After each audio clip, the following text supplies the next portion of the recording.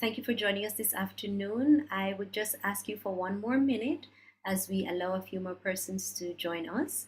And so we will start at 1:05 promptly. Thanks for your patience.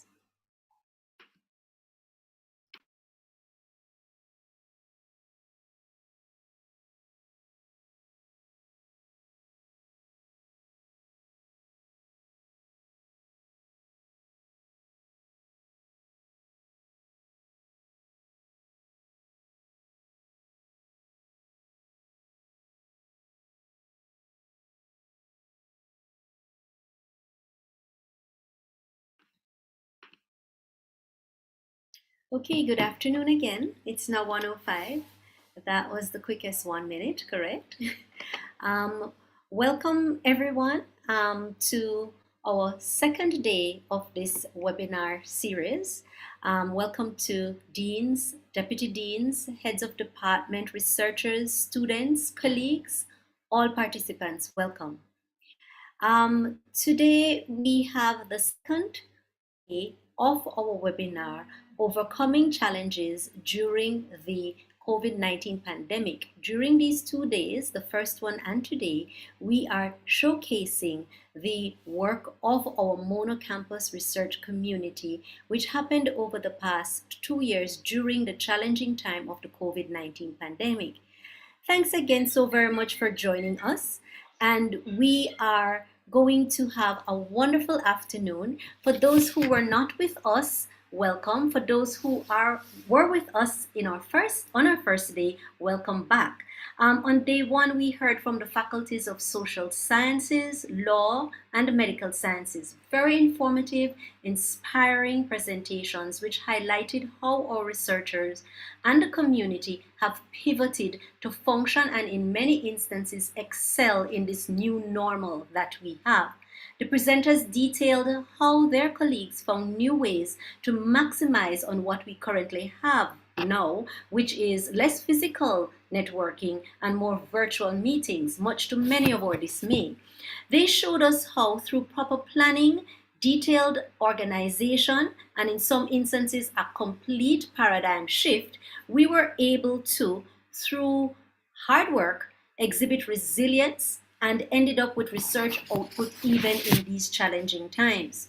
We heard from the Faculty of Social Studies, where they produced over 15 book chapters each year in the 2 years, average of 20 journal articles, many seminars, 30 or more, about 5 book launches. There was even a writer's retreat, a symposium, grant writing workshops. So they were very inspiring in what they were able to overcome. The presenter, Dr. Shevers, did highlight the challenges and the techniques used by his colleagues in the faculty to have such a phenomenal output, even with those challenges. In the Faculty of Law, there were equally impressive outputs where there were 5 sole-authored books, 20 articles by over 8 various personnel in the Faculty of Law, technical and popular publications in newspaper, etc.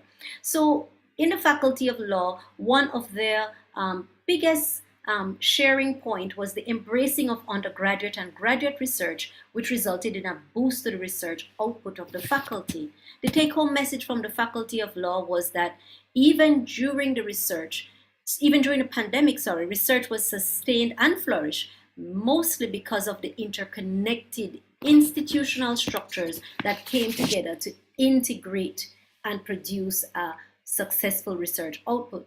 Last but by no means least, the Faculty of Medicine shared with us their frontline experience with the pandemic.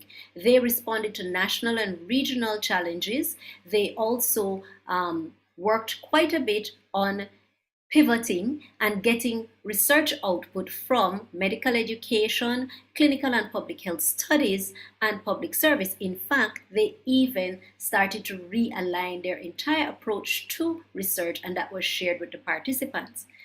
So with that precedent set for a wonderful day one, we look forward to an equally informative and inspiring set of presentations today.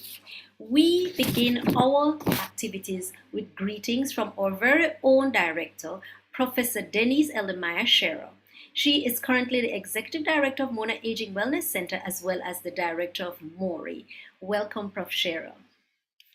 Thank you very much, Dr. Mclaughlin, and thank you very much for that very comprehensive overview of what happened at our last seminar, which also shows that the university has kept stuck to one of its tenets of agility, which showed that people were able to continue to do their research. Congratulations also to MORI on being able to mount this seminar timely, as you all would have recognized that there have certainly been a thrust to go back to face-to-face. So giving people ideas as we are all recharging our energy stations, and also looking at how are we going to function in this new environment. Because I don't think, whereas we might be going back face-to-face, if you notice, I didn't say we were going back to normal, because I don't know what normal is anymore. So thanks for doing this, to give people ideas and to share, because that's such an important part of this. We are fortunate in our various faculties to have key leaders in research. And let us never forget that our students are of so much help to us, and we're also mentoring them and teaching them the way forward as they move on in their careers. Not all will be academics, but many will need research, operational research in their various jobs as they go forward. We keep hearing now about needs assessments. Have you tested the market? And all of that is important, and the sharing of ideas will help as we go forward. To the participants, thank you for joining us and for sharing so openly. Part of academia often doesn't facilitate sharing, but you all so far have been wonderful in sharing with us ideas.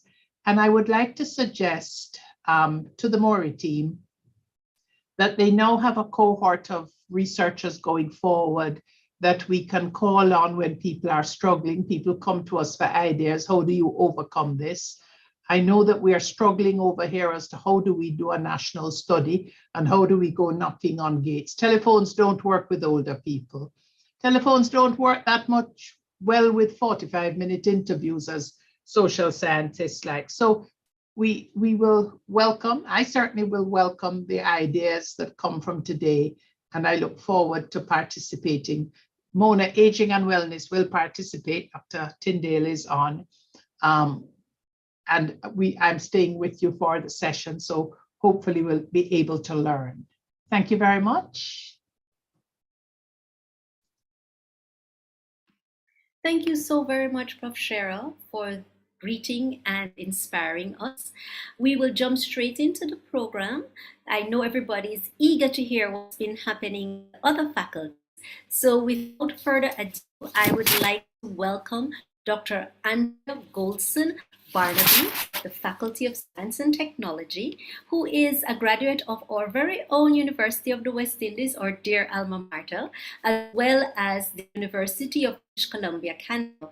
She's a senior lecturer in the Department of Chemistry, and she serves as the head of the Food Division and coordinator for the MSc in Food and Agro-Processing Technology program.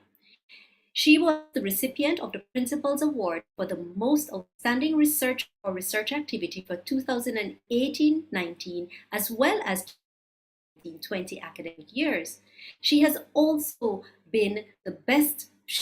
received the Best Research Publication in 2019. Congratulations.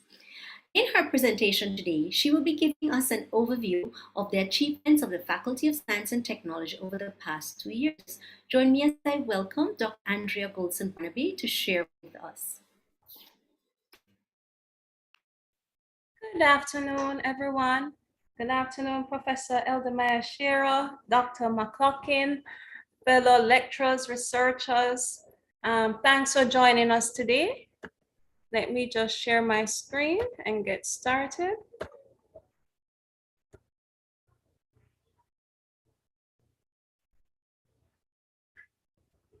Okay, so I've been invited to share with everyone what our faculty, the Faculty of Science and Technology, some of our accomplishments, some of our challenges over the past 2 years during the pandemic. So the title of my presentation is Overcoming Challenges During the COVID-19 Pandemic.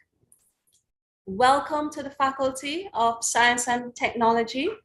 We are home to several departments: the Department of Biotechnology, Chemistry, Computing, Geography and Geology, Mathematics, Physics, and Life Sciences. So I'll be highlighting some of the achievements of these various departments. This is an overview of the flow of my presentation. First, I'll start by talking about the challenges we encountered. What were some of the opportunities that arose during this period? The research that we conducted, the outputs achieved, as well as some of the lessons learned during this pandemic. Some of the challenges we encountered stem from even before the pandemic. As scientists, we need access to instruments, up-to-date equipment. You know that we have a lack of resources and instrumentation. That is one of the main challenges that we experience as a faculty. Due to the pandemic, researchers wanted to go overseas to conduct research, in better equipped labs, but they were unable to attend, training in overseas labs due to the pandemic. We had to stay at home. Therefore, plans for overseas collaborative research efforts were canceled. Some persons went on sabbatical and they were not able, to fulfill what they had originally intended to do. Most of our scientists and researchers here in the faculty collaborate with persons across the globe, sometimes, going overseas for an extended period of time to utilize their facilities in order to get the necessary data to publish their work.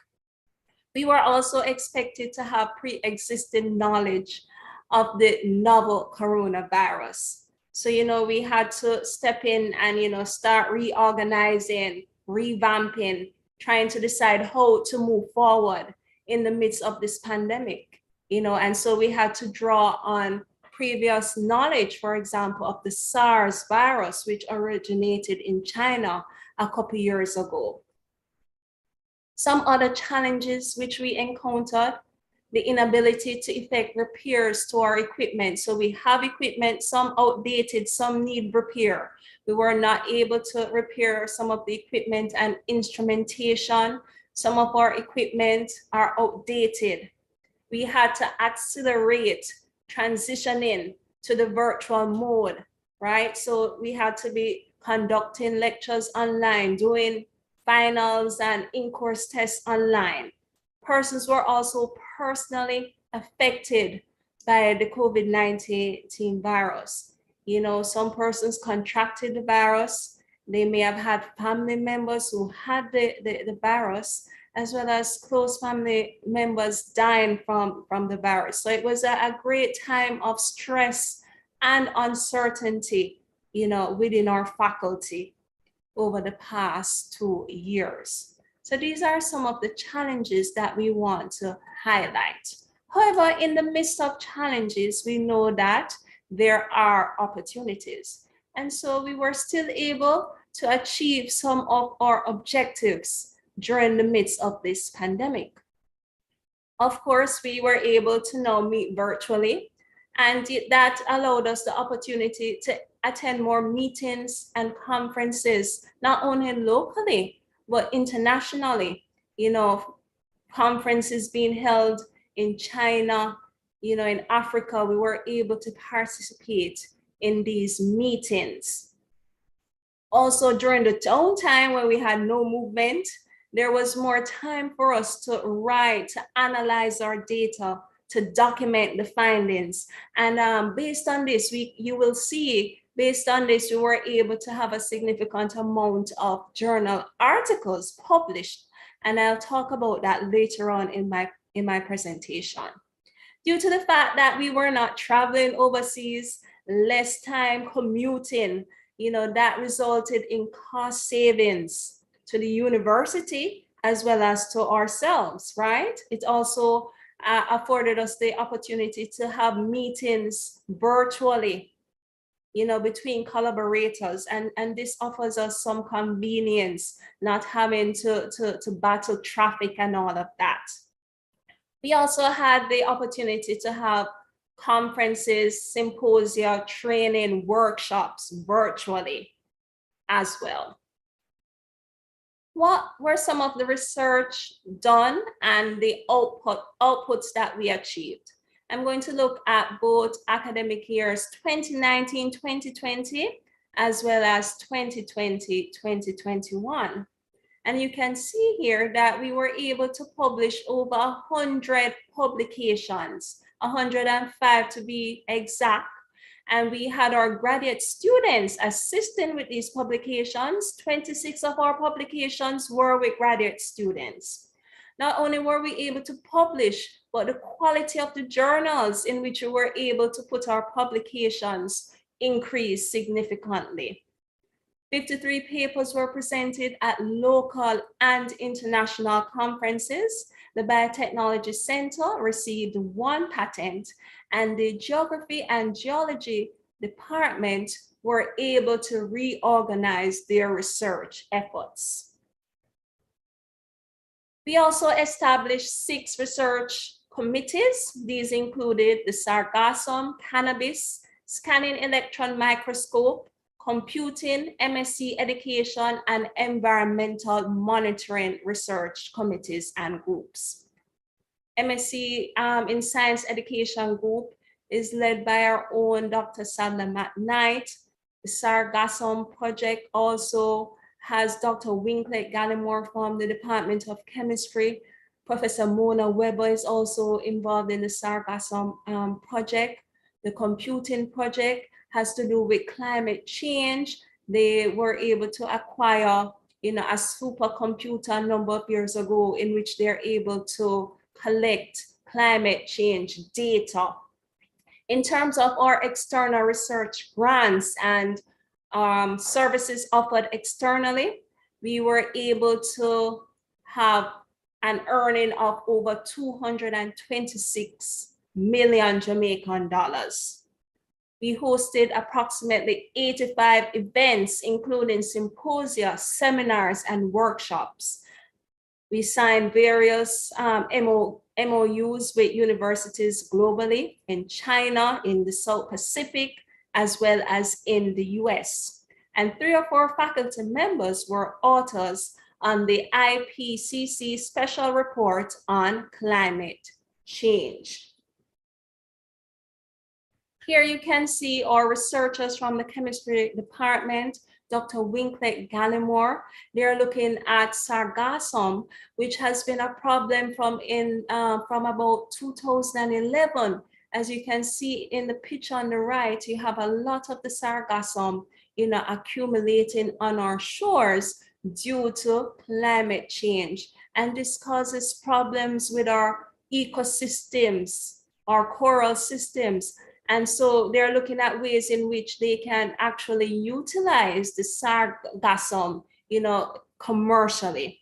There are, however, limitations as to some of the applications of this seaweed because of its high arsenic level. And so the research continues.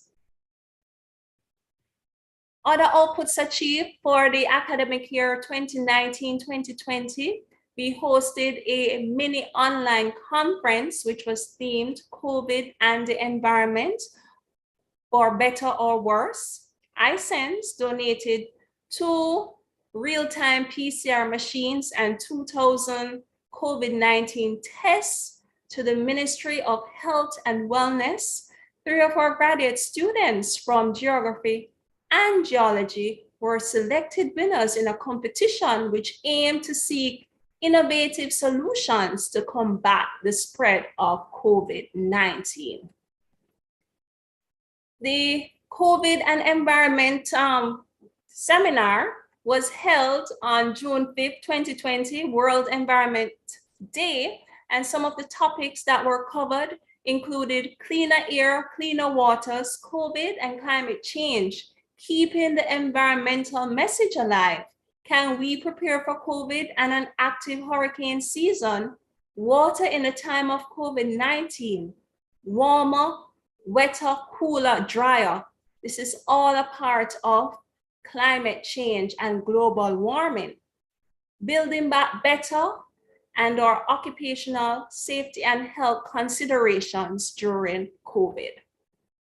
Here we have our Professor Charles Grant handing over the PCR testing machine and the COVID-19 test kits to the Ministry of Health and Wellness.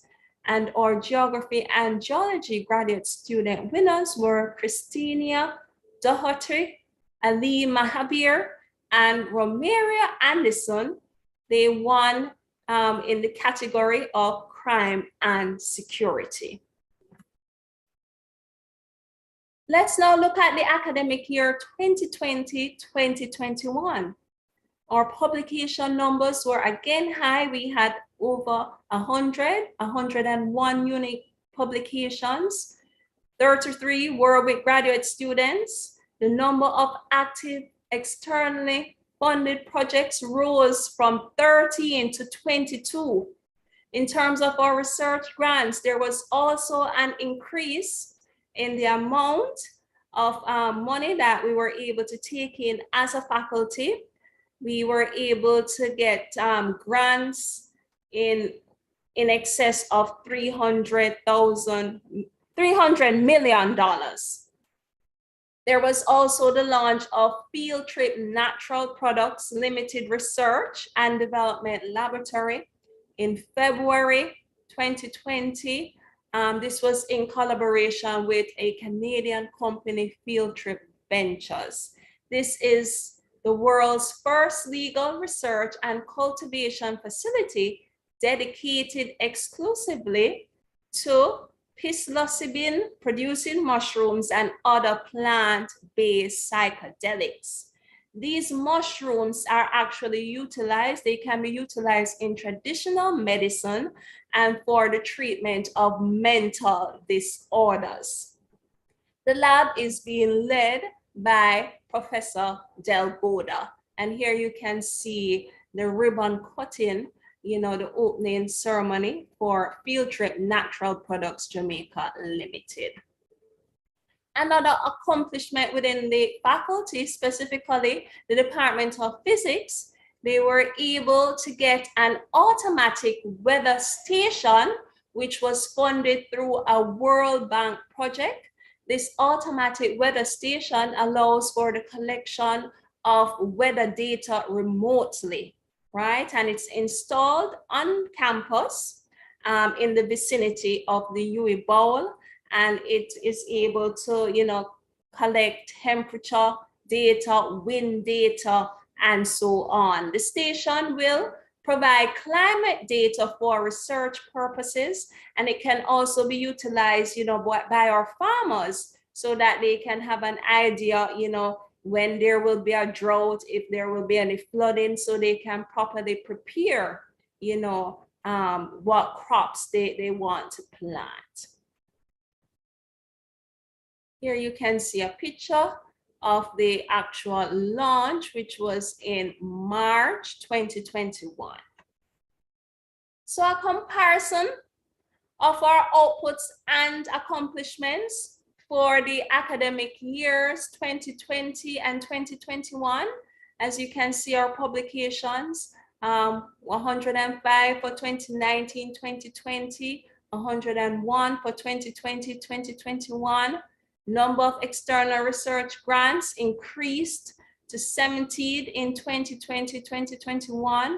Also, you can have a comparison of our research grants and services, the funding that we were able to receive, and our active externally funding projects increased significantly for the 2020-2021 academic year.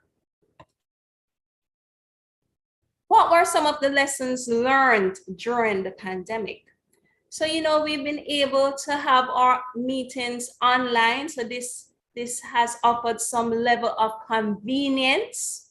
It has also enabled collaboration, right? So this has resulted in cost savings, reduced stress levels. However, one can still overextend themselves, especially with the continuous Zoom meetings and the various meetings coming up. So we still need to manage our time wisely. And also, people still desire at least the occasional face-to-face interaction. Here I have some pictures of our students at the Scientific Research Council. We also had a trip to the Port Royal Marine Lab. They really enjoyed it. And they said that trips like this are wonderful, where we get to learn about our environment. And so, yes, the virtual meetings are convenient, but there's still the need for some sort of physical interaction. And that's it basically in terms of the overview of what we've done in the Faculty of Science and Technology. Thank you. Thank you so very much, Dr. Golson Barnaby, for that excellent, inspiring presentation. We were so happy to get your very frank overview of your current challenges, those which predated COVID or which COVID exacerbated. But congratulations on the agility exhibited by the faculty to contribute to the fight against the COVID-19 pandemic and made an impact, and even the resilience of the researchers during, as you indicated, times of great personal stress and difficulty. We are grateful that you highlighted the positive aspects of improved access to conferences, cost saving, and it was really refreshing to see the positive outcome and impact of more presentations, more publications, and of course your research committees exempt the MOUs, and it was very enlightening to see the work on sargassum because it is a regional problem. So I think that has a regional impact and reach. So thank you from the region. Very proud of the cutting edge research, work that was highlighted and the new alliances formed. Just overall, congratulations on very well presented set of information, but also the hard work and the phenomenal outcome of your faculty who managed to excel and exceed despite of what's happening. So we would like to ask the participants if there are any comments, either of congratulations or if there are questions, please feel free. I see a hand. Dr. Grant, please go ahead. Okay, thank you very much, Chair. Congratulations, Faculty of Science and Technology, on the awesome work that you were able to accomplish during this really trial and challenging times. I just wanted to know, in terms of the data that you presented, do you have any information on what the publication rate was like, for example, for the 2018-2019 period? How does that compare to what was presented for 2019-2020 or 2020-2021? Actually, thanks for that question, Dr. Grant. I don't have that data, but I could get it for you. I know that, we wanted to see a comparison of the various years. And so that's the main reason why I put that table at the end. But I didn't get the data for 2018, 2019, but that would definitely be worthwhile including so that we can see if there was an increase. But I'll definitely speak to my associate dean to see if we can get that information and send it, let you know. Because that definitely would give us an idea, did we exceed what was done previously? Right, thanks for that. Yeah. And even if maybe not just the 1 year before, but probably like Yes, 2 years before, so I can see what the trend would be like, because that will also help the faculty with their planning. So thanks very much. That's it from me. Thanks, Dr. Grant. Does anyone have another comment or question for Dr. Goldson Barnaby? Well, I must say that I tied up all my comments of congratulations at the end because I was so overjoyed to hear of the excellent work. So I open the floor again for persons, may have a comment to make. I do see in the chat though that there are quite a few commendations signaling, the approval and the congratulations of participants where we have excellent work, FST from Dr. Roof, excellent from Professor Denise Elmer-Shearer. So I think we all agree that congratulations are in order. And Dr. Julian McCoy just indicated congratulations, good job FST. So if there are no other further comments, we can continue in the chat to congratulate FST as we move on in the program. Thank you so much, everyone. Thanks for this opportunity. You are most welcome, and we do thank you. I mean, we'll have the formal thank you, but let it not be said that you don't know how grateful we are at Murray and as the community for sharing those inspiring bits of information. So we move on now to our second presenter. Our second presenter is from the Mona Aging and Wellness Center in the person of Dr. Dula Willie Tyndale, and she is a scientist with graduate training in public health and gerontology. And her research interest includes the relationships, intimate and otherwise, social participation, and well-being as people age. She is extremely passionate about gerontology training, public education, and program and policy development related to healthy and active aging. Please join me as I welcome Dr. Dula Willie Tyndale to share her presentation with us this afternoon. Thank you very much, Dr. Mclaughlin, for the introduction.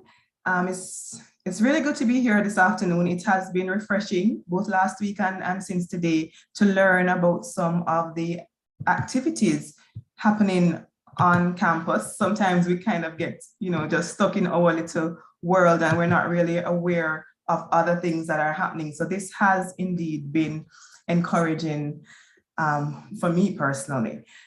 So I want to share what has been happening at Mona Aging and Wellness Center for the last 2 years. I'm really focusing on the last 2 calendar years, 2020 and 2021. So I actually am going to resist the urge to do a quick survey and ask if anybody knows where we are and what we do. And I'll just quickly tell you that we are located very close to the credit union and close to MITS and Confucius Institute here on campus. Our 4 main areas are research training, outreach, and policy influence. We're going to be focusing mainly on the research and outreach today, but of course it's all woven in because out of the research comes the information to inform the policy, and training is critical to us as a university. We currently offer 4 degree programs in gerontology. So there's a postgraduate diploma in gerontology, a postgraduate diploma in geriatric medicine, and there is a gerontology specialization in the Master of Public Health program, and of course the MPhil PhD Aging Studies, which is actually the newest program that we offer. In addition to those degree programs, we also have non-degree programs, and we facilitate short training for different entities. In fact, during the pandemic, we facilitated the Board of Supervision training for the poor relief officers and their matrons, and that was done virtually for the first time. It's actually about the 2nd or 3rd time that the center is facilitating the training, but the first time virtual. And that was an interesting experience, and it was a good one overall, as we all tried to learn this new way. It wasn't entirely new for Mona Aging because that's how we deliver most of our gerontology programs, but certainly our stakeholders, this kind of engagement was new for them. We also, during the pandemic, facilitated gerontology training for professionals who are in nursing care, and that is out of a new partnership with a training institution here in Kingston. So I'll quickly tell you some of our key research activities that we were engaged in over the period and the outputs. So we, very early out in the pandemic, started some research. We did 2 studies very early on. One was focused on the implications of social distancing on persons' well-being and their relationships during the pandemic. We also looked at healthcare utilization and how that was affected by restrictions such as stay-at-home orders and the whole pandemic itself. By the time vaccination came about in 2021, we did a couple polls at the vaccination site just to get persons' ideas of, how they felt about the vaccine, how they felt about things like mandatory vaccinations and that sort of thing. The findings that we received from those 3 activities were presented at high-level meetings with the Ministry of Health and Wellness, and also to the general public through several media engagements, largely led by our Executive Director, Professor Denise Eldemeyer-Shearer, who sits on some of those committees with the ministry. So these activities have influenced protocols. You have heard the messaging and how it is being told to older persons, and that we're not just stressing things like stay at home, but also emphasizing social engagement, because we're not suggesting that people be isolated, but we're encouraging people to connect in different ways. And this has been very critical to informing the response to the pandemic. A bit later down, we did a study looking at the prevalence of depression and anxiety in older adults during the pandemic. This paper, well, one paper has so far been written out of it, and it is being reviewed right now. And there are other papers that we expect to come from this work. Our midlife health and wellness study is one that has long been in the works. It's been in our minds and in our hearts for a very long time. And we were able to complete the proposal and to submit it for funding. It actually received funding, well, a commitment for funding from the Ministry of Health and Wellness, Research for Wellness Fund. And we are preparing to go in the field for that. There were some delays due to the pandemic, clearly, in terms of the disbursement of funds, but we are ready to go with that one later this year. We also did some work on behalf of the Inter-American Development Bank. We conducted a case study on aging and long-term in Jamaica. So it involved largely a desk review, and that report was submitted and accepted by the IDB, and they are expected to publish it this month.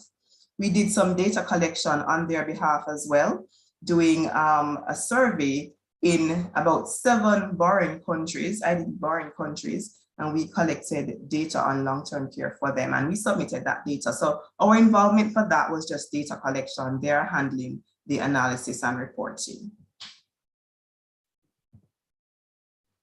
Now, Mona Aging and Wellness Center has 6 academic staff members, and we are supported by our ATS staff. Over the 2020 and 2021, we were able to publish 7 peer-reviewed articles. 4 of those were led by Mona Aging and Wellness Center staff, and 3 we collaborated with other persons in the Department of Community Health and Psychiatry. We work very closely with that department.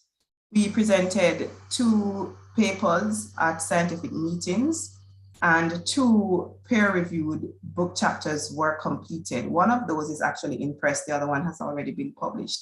And then there were 3 publications that were not peer-reviewed. So that was the key output in terms of our publications.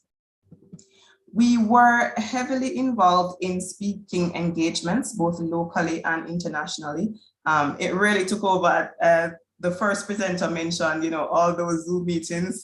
Yeah, we were in on them too. There were several COVID-related meetings and sessions. There were also aging issues that now had to take on a different spin given the pandemic and how we would address that. So we were heavily engaged both locally and internationally with some of those. We hosted a webinar too. That was the first time we were doing that. That was focused on dementia and caregiving for persons with dementia. I think everybody's aware of this now. By the time we got around to March 2021, when vaccines were available now in Jamaica, Mona Aging and Wellness Center began administering vaccines. Now, you would have remembered from the first slide that I said outreach was one of our core activities, and this is an outreach activity on a national scale. So we have been, since March 22, offering vaccines to persons in Jamaica. We started out with the older adults, and then as the vaccine implementation plan expanded for the government, we also included other groups, and we are now established as a permanent vaccine site.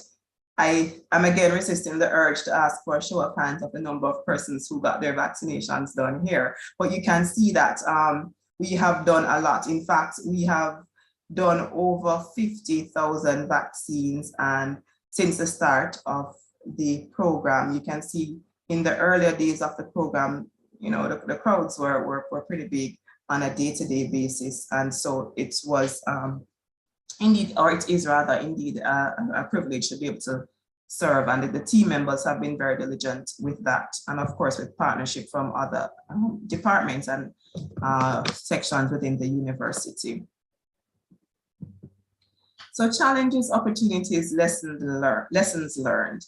I only have 2 of each, but I think if we were to, you know, go around and think a little bit deeper, we probably would come up with a lot more. I have focused largely on the ones that would have directly related to our work. Of course, we all went through the challenges of navigating the pandemic from a mental standpoint, you know, worried about what would happen to our families and just trying to be safe. So those definitely were there. But in terms of our research activities specifically, we were challenged in that we were unable to use our usual data collection methods. So we had to try, you know, different ways, which didn't always work as well with our population, but at least now we can, you know, we have greater insight into what works and what does not work.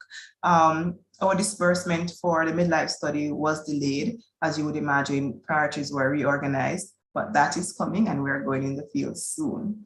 In terms of opportunities, well, we were able to explore some of the less used methods. So traditionally, we would always go face-to-face with our older population, and that is still the preferred method. It's the most effective method.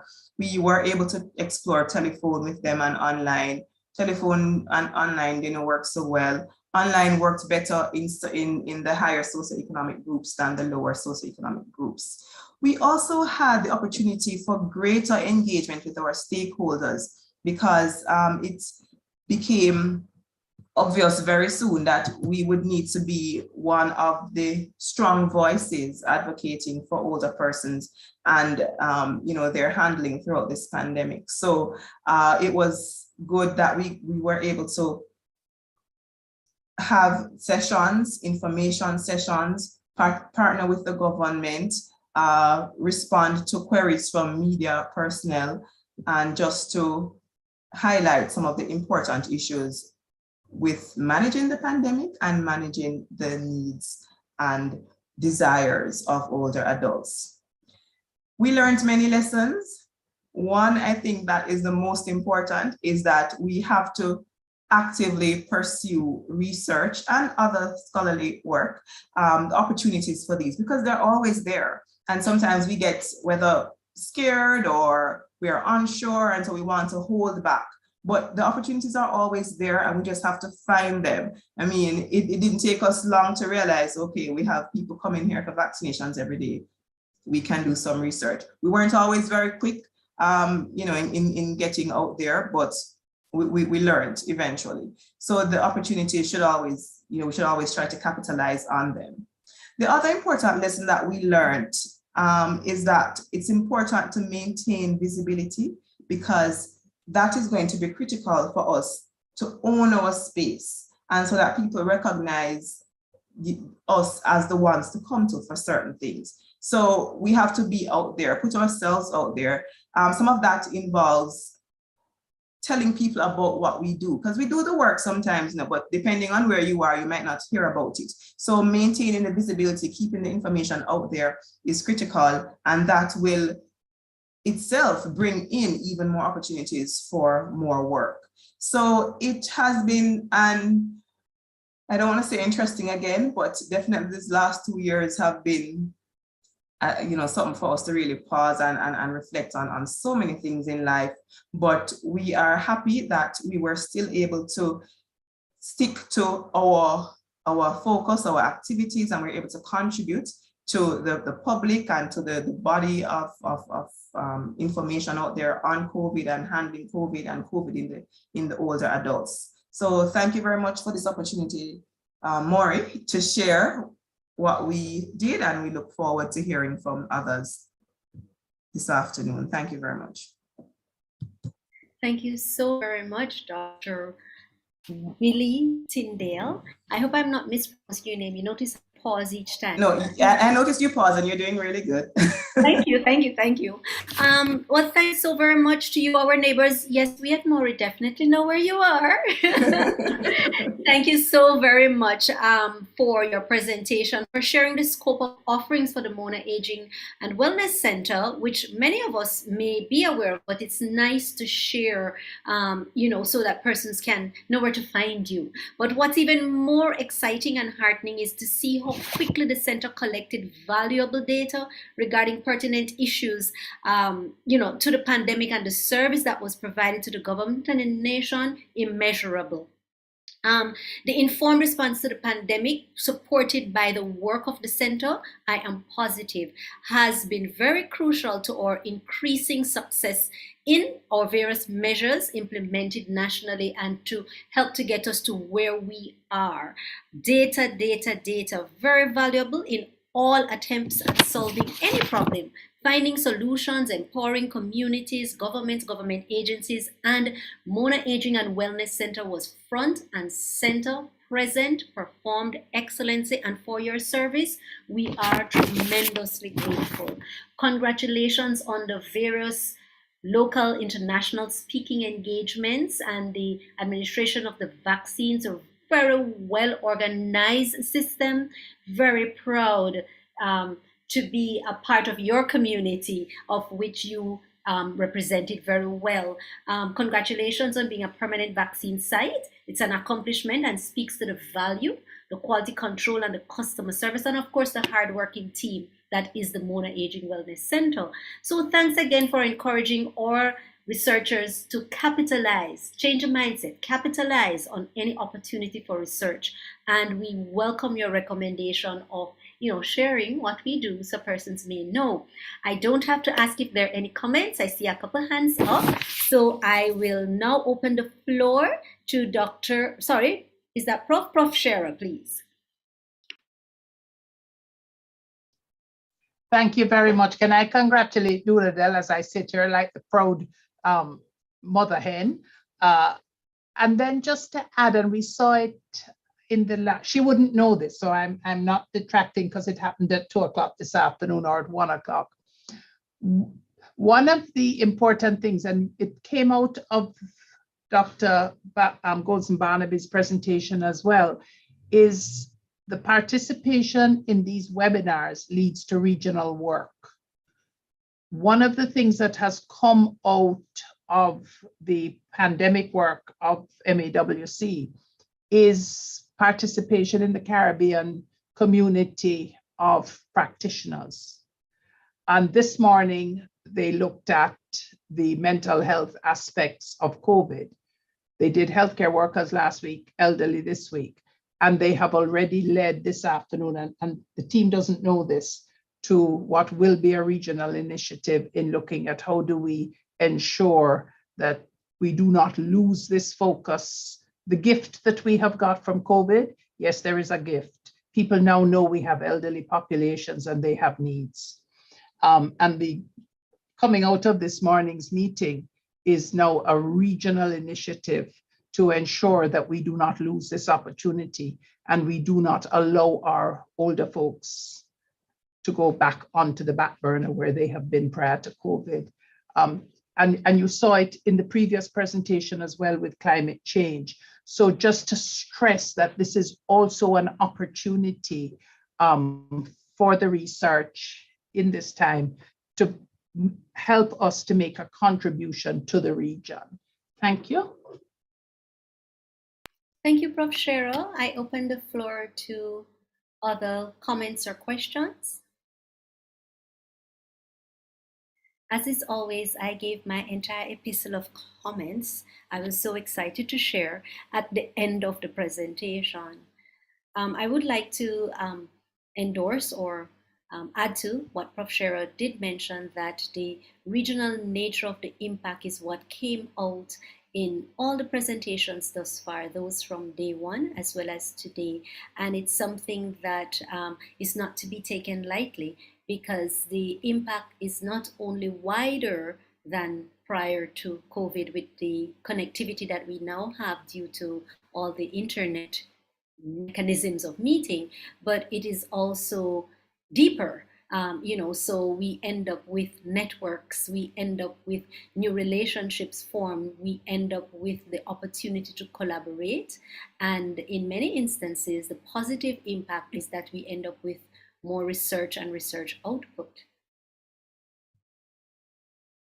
Are there any further comments or questions? I see some to share with you, Dr. Willie Tyndale. We have excellent work, MAWC, from Professor Asani. And we have also, I see a lovely comment between Dr. Willie Tyndale and Prof. Scherer, such lovely teamwork. Well, if we have no further comments, going once, going twice. I do see a raised hand.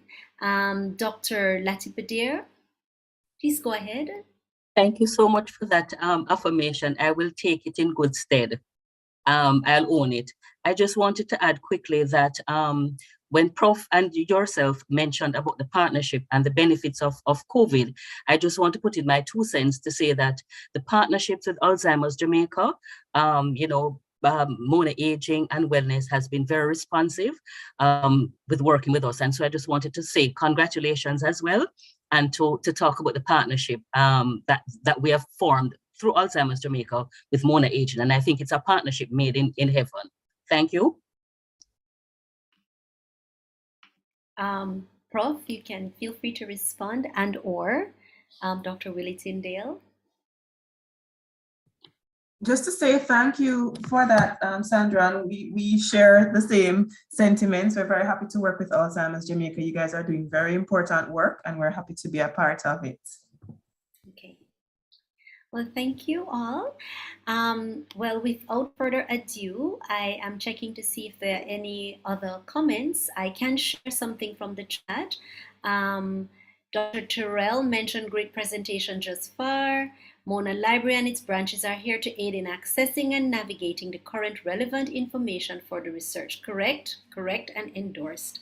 And always, the library is the backbone of all our activities and has been exceptionally supportive to our researchers, our team in the ecosystem, and some creative, innovative output has been added to the ecosystem through the library's initiative. Prof. Scherer, I see your hand is up. Please go ahead. I want to add to that as well, as we endorse it, but to also add that the library is an incredible resource when we're trying to identify journals. In this day and age, when some of us, I have Doula Del, but not all of us have somebody to send a new journal to say, is this okay or not? Is it predatory or not? The library is your best friend. If you have any doubts about a publication, yes, we all want quick publications, but Doula Del has taught me if they're going to publish you in 30 days, then something's wrong with them. Therefore, to just support what was said about the library, remember, if you're not sure about a journal, speak to them as well. Thanks. Thanks for that, Prof, and thanks for that endorsement. And as I said, our interaction as partners between the Murray and the library has been phenomenal and supportive, and they have been doing some great work with reaching out to the community, providing support, providing guidance, and just being out there for all of us. So definitely we would encourage researchers to reach out to the library and the personnel who are exceptionally helpful, as Prof. Shira has endorsed. So without further ado, if there are no further comments, I would like to move on to our next presenter. And our next presenter is from the Faculty of Humanities and Education, and she is none other than Dr. Carmel Ruth, who is the program coordinator for the master's and doctoral programs in the curriculum studies within the School of Education here at Mona.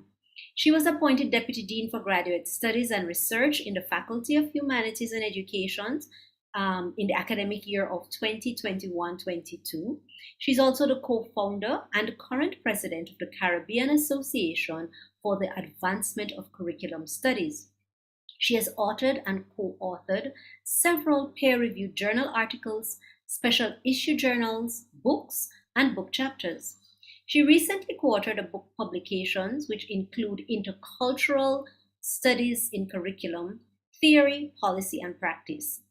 This is out of Palgrave Macmillan. The SDG 4, Quality Education, Inclusivity, Equity, and Lifelong Learning for All, out of Emerald Publishing. And she also was involved in a cross-cultural consideration of teacher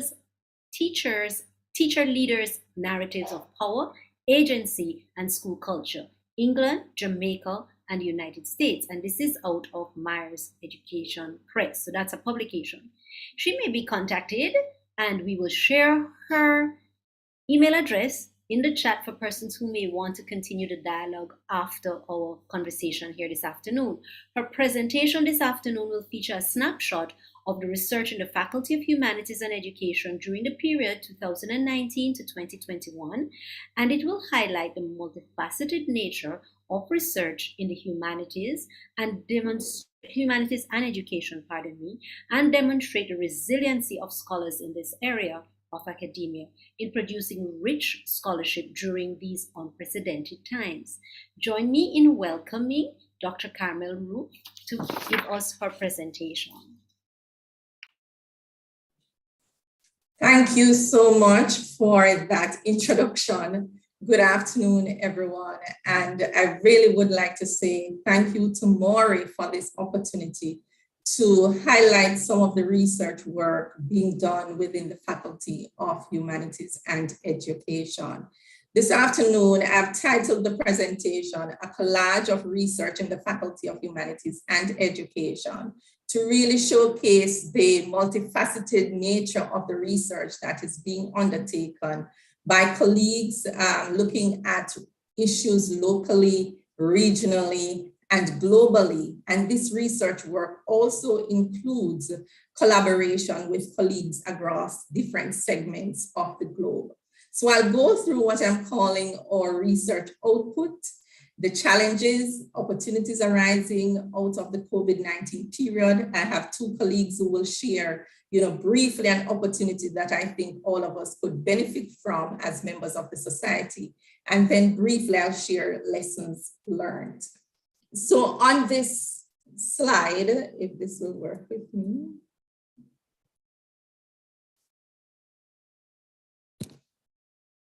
Sorry. Right, I'm beginning with what I'm calling an introduction.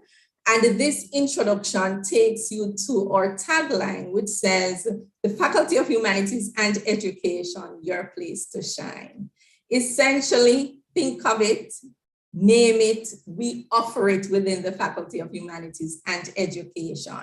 So if you're here in this webinar and you have not yet found your place to shine, please come over to the Faculty of Humanities and Education. You can surely find a program to help you achieve, your possibilities. We are led at this period of time by our Dean, Professor Sylvia Cohen-Berg, and she has indicated that the Faculty of Humanities and Education really exists as a means of helping to enrich the body of knowledge that exists by contributing to social, cultural, literary, philosophical, historical, linguistic, and educational practices, as well as the management and dissemination of information. And so that gives you a sense of the range of research work that we undertake. On this slide, I have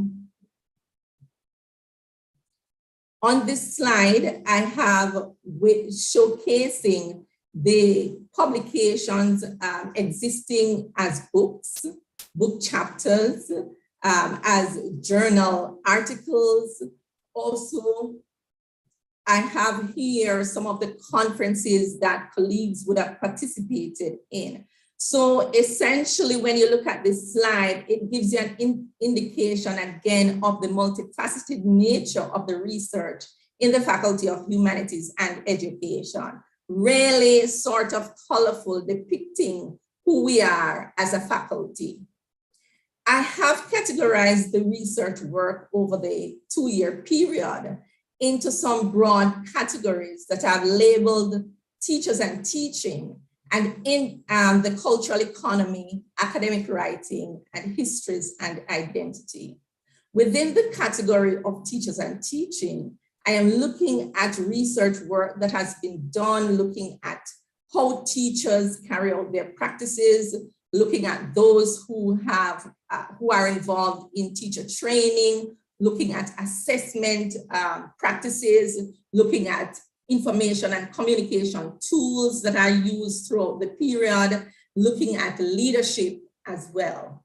In the category of the cultural economy, and I've borrowed this from 2 colleagues who are on this webinar, and this category really captures the range of research that we are doing, looking at the context of Jamaica, the region itself, archiving within our own context to understand who we are as a people, sustainability issues, research done looking at the use of poetry, research done looking at land usage, climate justice, looking at documenting our practices and practices even during the COVID-19 pandemic. This category also includes research work done looking at language and how language is used. In the category of academic writing, I have looked at research that focuses on academic integrity, research that colleagues have done looking at the creativity of researchers and writing about that, the innovation carried out by researchers in terms of the methodologies. In this category, we also have the use of local and indigenous language or languages, depending on the perspective from which you come, as well as modern languages. In the category of histories and identity, a very crucial category to help us understand the values, the sites and places of contestation that we are still trying to understand. And so a number of colleagues have looked at work, research work, looking at this particular area. We're also looking at research here that colleagues have done in trying to understand ourselves as a people. So in particular, what comes to mind, a colleague spoke about in one research article, the plantation scene, looking at Jamaica or heritage and so on. So these categories, though I have categorized the research within the period, they are not separate and disconnected. So these categories essentially hinge on each other. So what I'm going to share with you now is really just a sample of the research work over the period. So here on this slide, and I've included pictures where possible, so that if colleagues are on this webinar and would love to check out some of these publications, they can do so. So this one is an edited volume that looked at our music, and in it we know of the, it's an edited collection with several colleagues within the faculty looking at Tanya Stevens and the power of music to transform society. And I have some colleagues here who are more poised in that than I am in talking about that. And that work also included other colleagues across the university and outside of our own university. On this slide, I have another publication showcasing looking at early childhood education and the quality of early childhood education and peer development.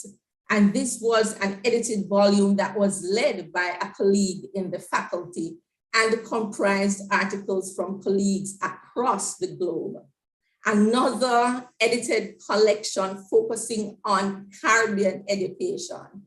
And I'm highlighting this here because oftentimes we hear that our colleagues are not able to access the research that we produce. So this volume, which was produced by some colleagues out of the United States, involved a number of colleagues in the School of Education writing about the professional identity, looking at empowering teachers through poetry.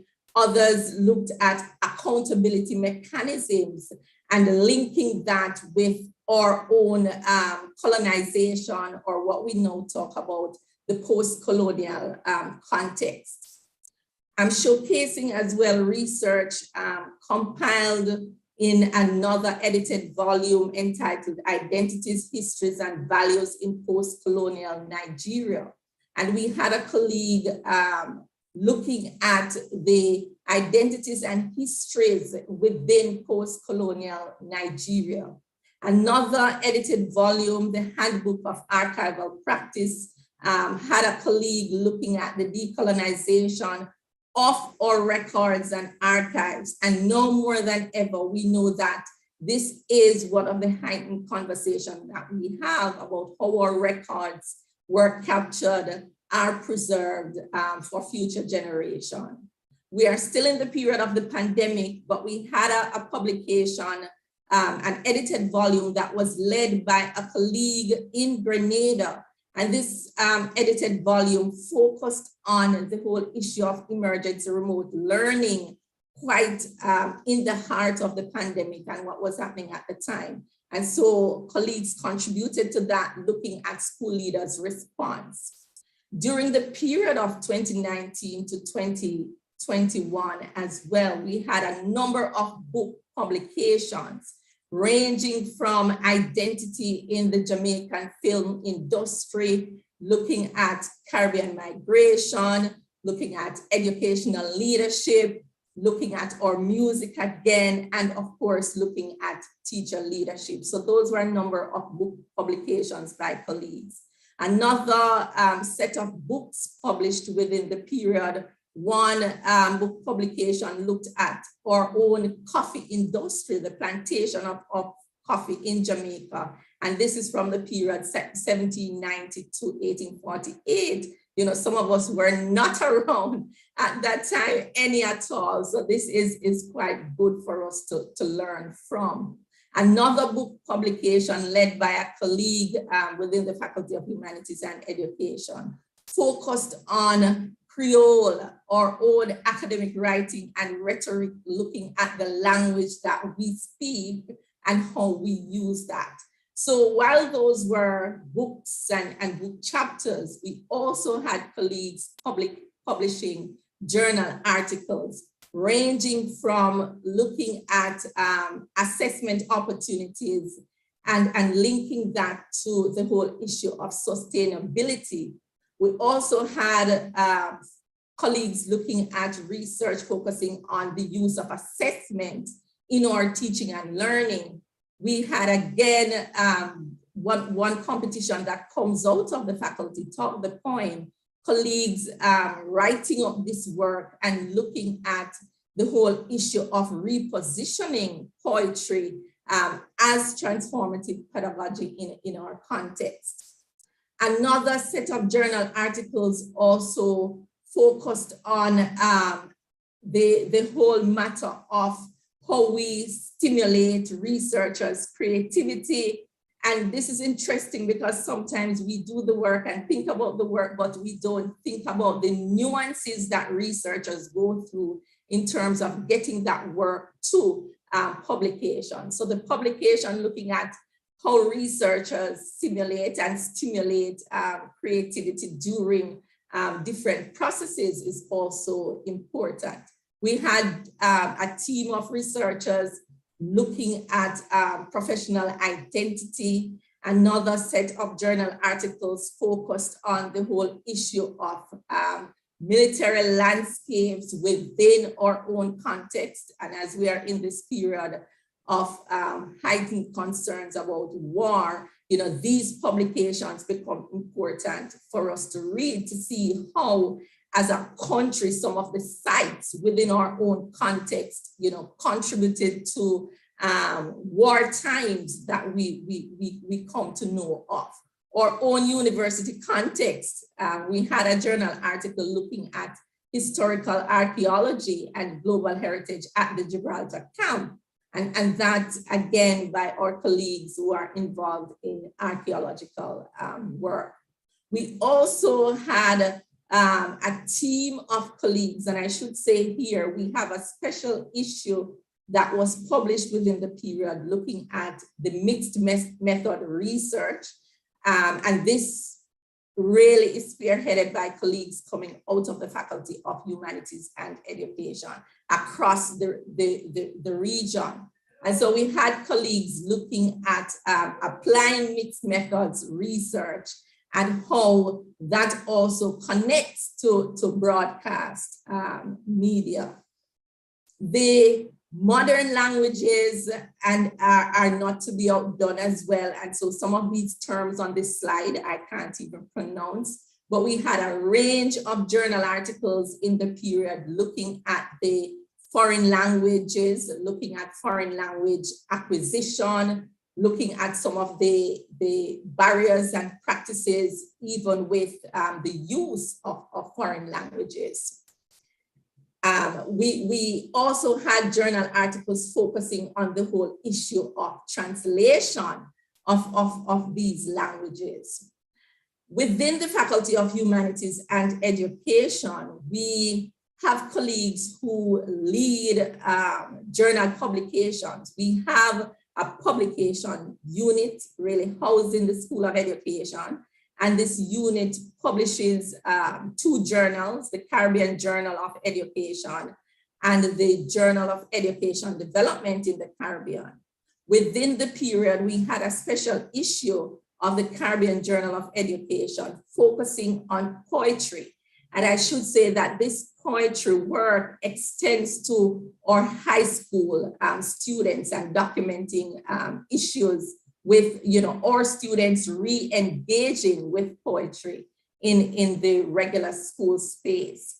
Another special issue by the Journal of Education Development in the Caribbean focused the work of our graduate students. So this special issue was looking at a recent curriculum reform in Jamaica. And this special issue really comprised work from 10 of our students who were in our master's, enrolled in our master's program.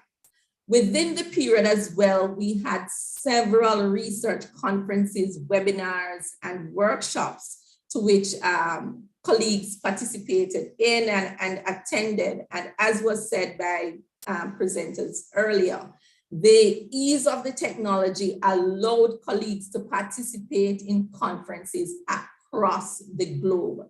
So we had conferences such as the American Education Research Association Conference, Qualitative Research Conference, Canadian Archivists Annual Conference. We also had the European Anthropological Association Conference in which colleagues participated. Within the faculty, we led a series looking at research surrounding the whole issue of Black Lives Matter. And so that saw a series of webinars focusing on that particular issue.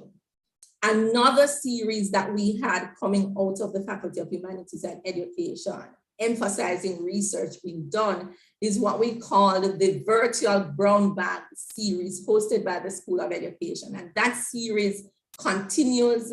And within the pandemic, of course, we had more participation.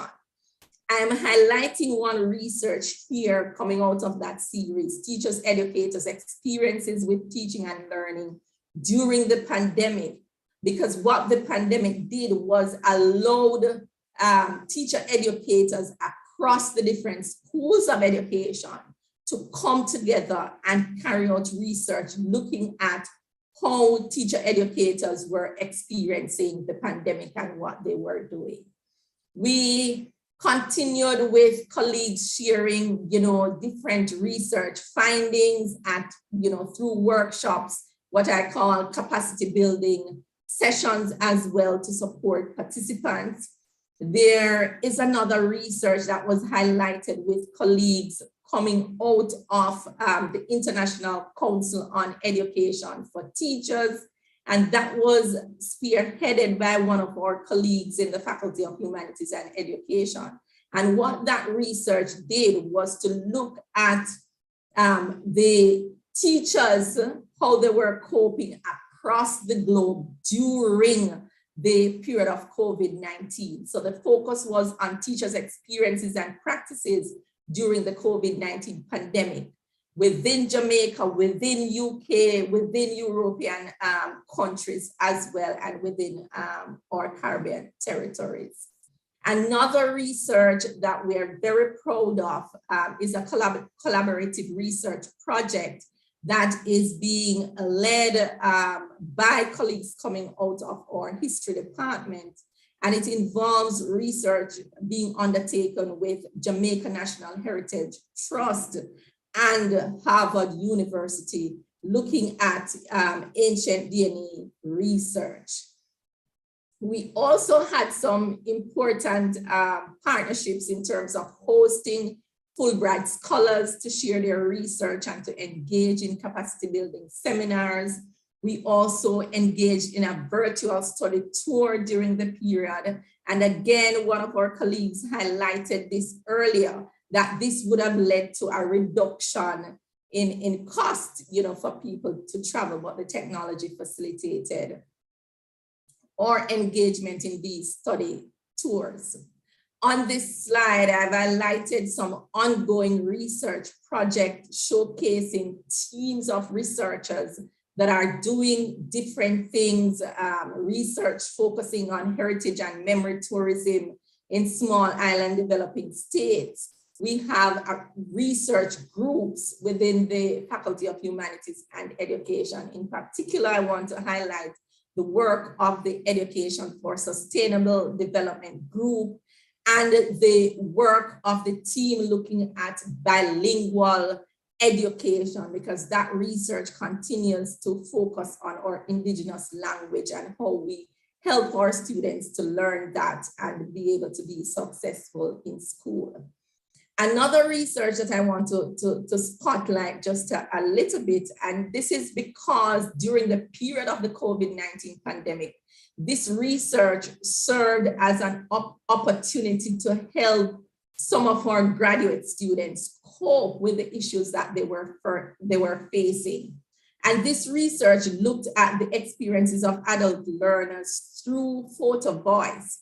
And photo voice, what that does, it allows the research participants to capture their feelings and experiences during a period. And so these students during the period of the pandemic were able to use photographs to depict what they were feeling and of course to talk about it with the researchers.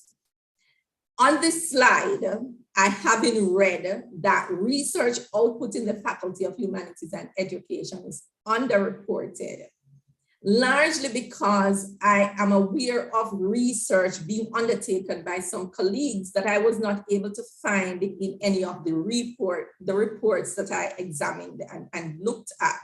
And so while I've highlighted here that I've counted 48 plus publications comprising books, book chapters, and journal articles, I'm recognizing that we have some work to do to properly and appropriately document the research work that colleagues are doing within the Faculty of Humanities and Education.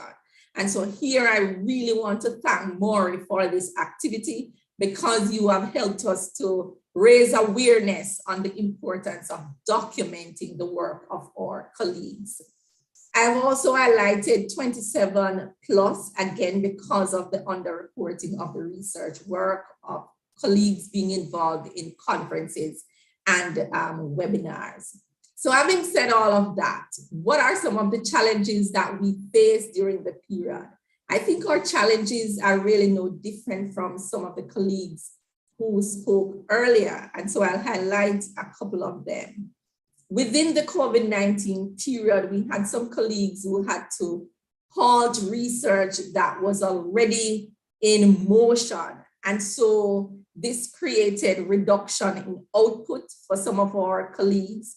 We had MPhil PhD students who had to seek ethical extensions for their research work as a result of the pandemic.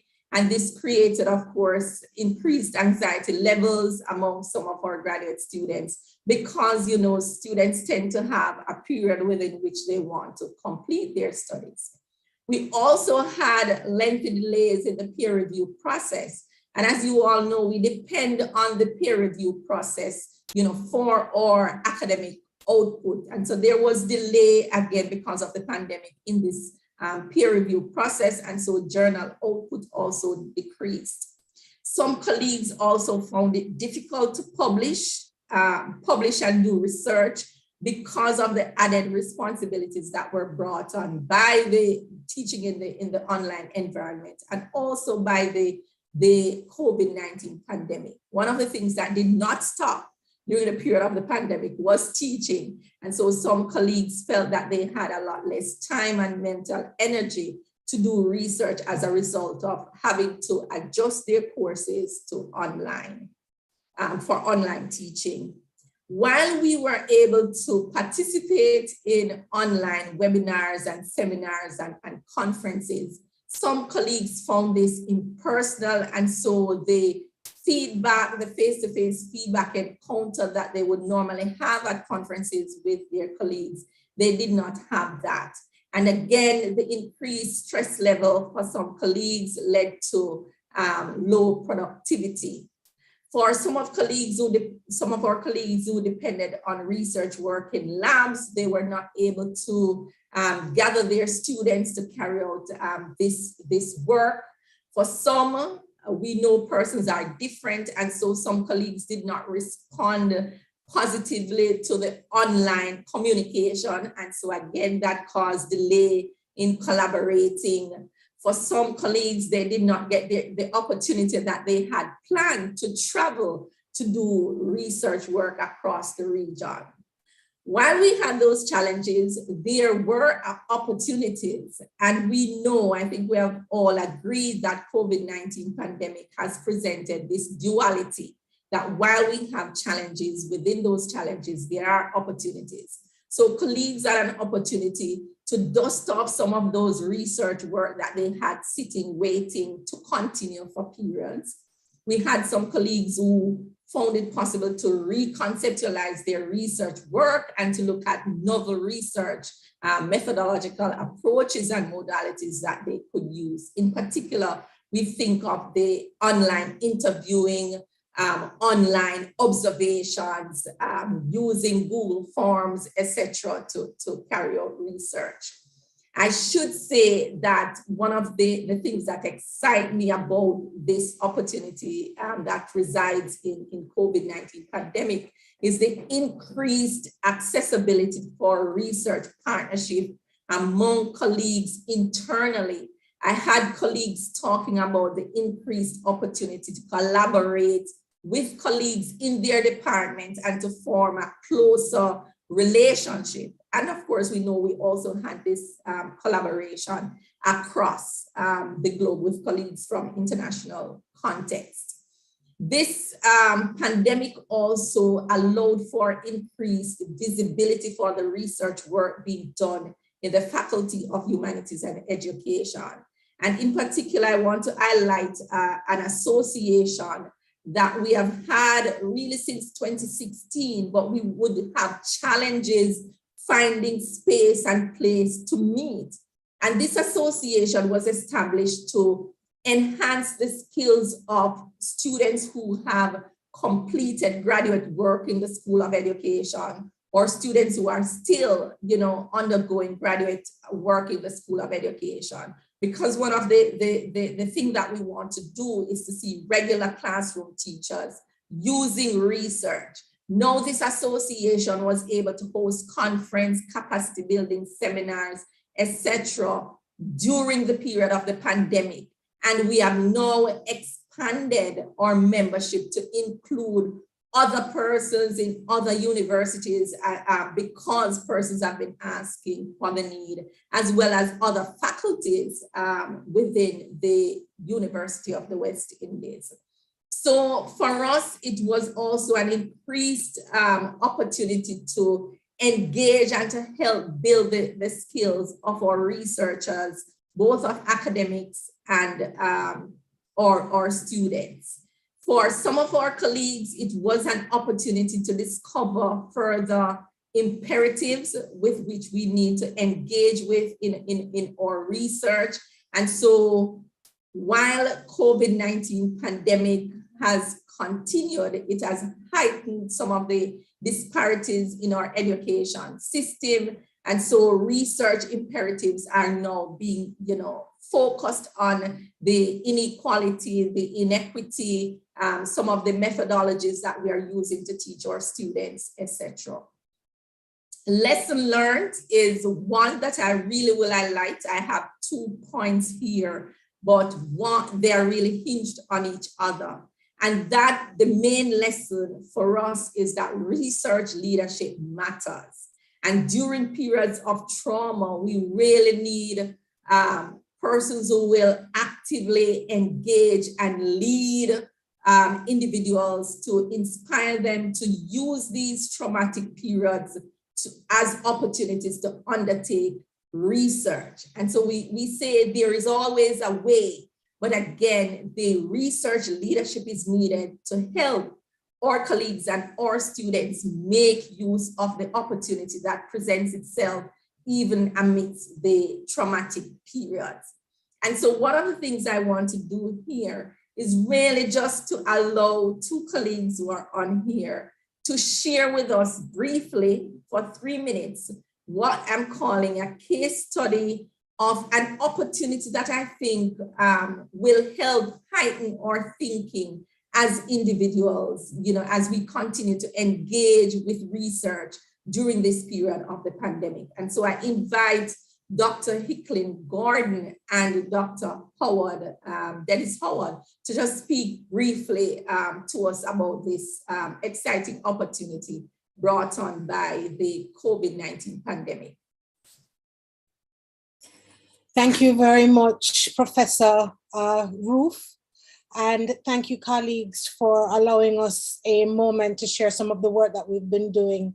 Dr. Howard has asked me, since it's 3 minutes, just to very quickly give you a snapshot of the work that we've been doing and a paper that we've developed called Case Studies of Culture, Crisis and Correction, the Jamaica Cultural Economy Response to the COVID-19 Pandemic. So I won't share my slides because it's only a couple of minutes and I think we can get through it. So basically, as a result of the global pandemic, approximately 4 billion people, which is about half of the world's population, was under lockdown.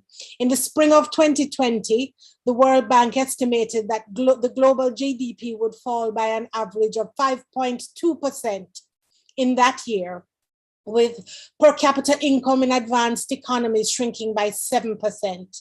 Getting clear data from the global south proved more challenging. But globally, what was known was that governments attempted to limit the spread of COVID-19 through the enforcement of physical distancing. And this brought about the closure of industry, businesses, places of worship, theaters, galleries, sports venues, etc., parks. The world economy fell into a deep recession as a result. Soon after the pandemic, a survey was conducted in Jamaica as soon as it began by the Ministry of Culture, Gender, Entertainment and Sport. And they collected information about the financial and social impact that COVID-19 had on arts, entertainment and cultural organizations, as well as arts and artists. The survey found that approximately 95% of the sample individuals and organizations experienced the loss of income as a result of COVID-19 due to the cancellation, project delays, and other challenges across the 20 subsectors and over 40 industries in the cultural and creative ecosystem in Jamaica.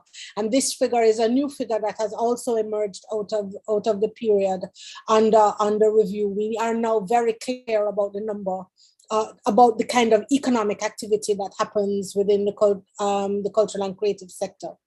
The research further revealed that the pandemic worsened the lot of an already vulnerable majority of cultural and creative stakeholders. Up to the reopening, the partial reopening and of the entertainment sector in July 2021, there was an estimated revenue loss of $26 billion to the local entertainment subsector. 76,000 Jamaican creative practitioners lost direct and indirect jobs and opportunities for work. Many were still unemployed and underemployed in the first months of 2022. Several public-private initiatives, largely supported by international organizations, and this is important, a lot of the activity is being supported by international organizations, were initiated and accelerated in the COVID period. At least 4 of the 5 main projects recognized by the Ministry of Culture involve UWI partnerships. These are the Transcultura project. A couple of us in the ICS sit on that steering committee, but it is led by the Open Campus. Creative Caribbean, which is also managed through the Institute of Caribbean Studies, a regional research project, which actually I believe it's about 3 million euros that's being spread across a program for the region, which is it's managed also with UNESCO and CARICOM, and Networks of Culture, which is another EU project, which is looking at the creative city of music and doing some mapping beyond COVID. And these focused on the development of sector infrastructure and production resources, as well as formulating holistic policy and planning mechanisms for the sustainable development of the Jamaican cultural and creative economy. Private and public sector responses included grant programs, training, incubation, network, etc., through intermediary organizations. And again, this is a new term that emerged during the period, now that we've had an opportunity to look at the sector itself. New sectors and subsectors emerged, including the push for the formalization of businesses as well as digitization. There was an increase in division of labor, collaboration, emphasis on research, training, financial inclusion, increasing market access, and focusing on strategies for sector growth, even though there were revenue issues and some form of contraction in the market. Closing off now, the COVID-19 pandemic brought into clear focus the need for the Jamaican creative and cultural sector to focus on new ways to advance the cultural and creative industries by enhancing professionalism and business processes, business infrastructure, and income streams from creativity. What we call the pandemic pivot, move the cultural and creative industries into new directions in order to meet the heightened demand of global content, consumers who are restricted to stay in place and work from home, and move towards distribution and production of digital content, but that did not always quickly translate into revenue. The heavy dependence on the internet and the digital space for production, distribution, and consumption of cultural, creative, and content products and services during the pandemic also caused a policy shift towards the facilitation of digitalization nationally. Of greatest importance, identified by the research, was the need for a definitive new push for the holistic and sustainable planning, policy, and legislation development for the cultural and creative sector in Jamaica. And this is a process that is being supported in several ways by the UWI and the researchers, individual researchers from the humanities. There is also need for a clear research agenda for the CCI's national, and I dare say within the UWI, there needs to be a clear examination of how we are looking at both our resources, because we are very culturally resourced at the UWI, and how we're going to consolidate some of those resources and into a clear research focus for the cultural economy. There is great global interest and increasing funding for matters cultural and heritage. And I think it's important that we position ourselves to take great advantage of these issues going forward. Thank you very much. This is just a snapshot of some of the stuff that Dr. Howard and I have been doing. Thank you so much, Dr. Hicklin Gordon, for sharing on behalf of your co-author. We continue to look forward to that work as well. And really, again, thank you, Maury, for giving us the opportunity to show some spotlight on the research work that is being undertaken in the Faculty of Humanities and Education.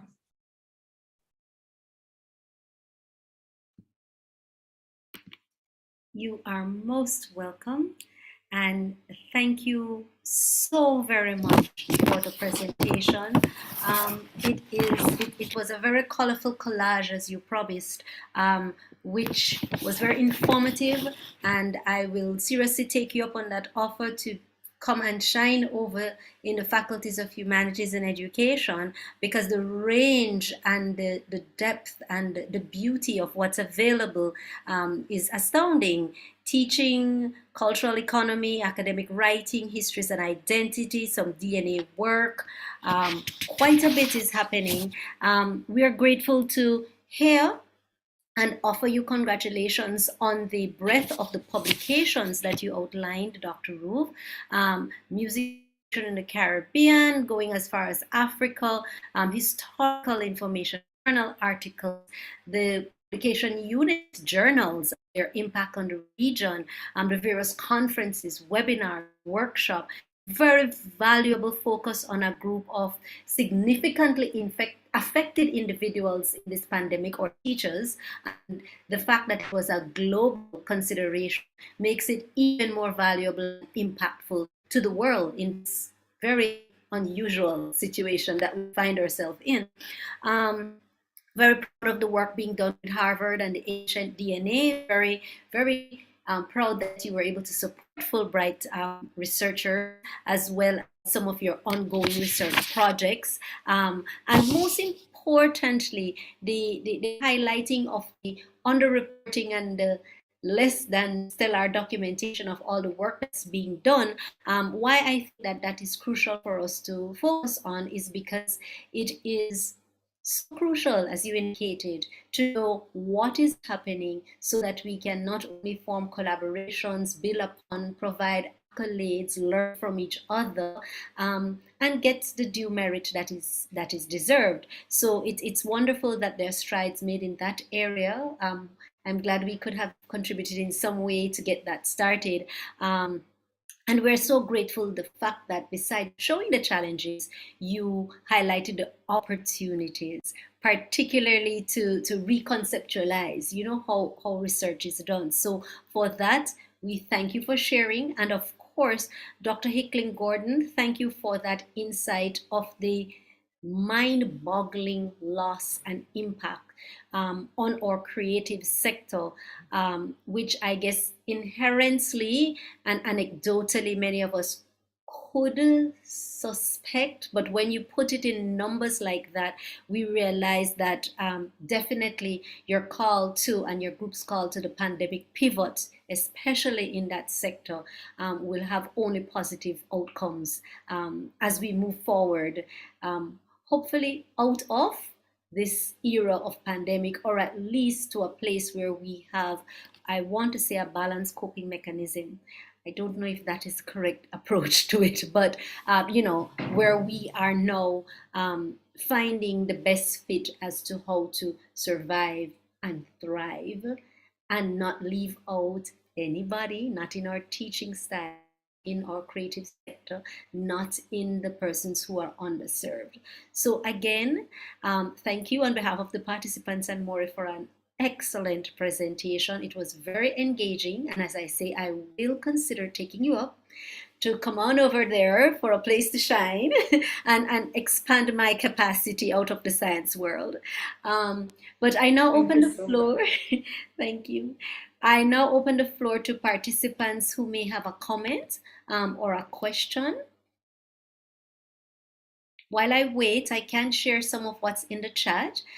We do have a comment, very enlightening presentation. Dr. Roof, intrigued by the virtual brown bag and poetry series. Ditto, I thought the poetry was very intriguing too.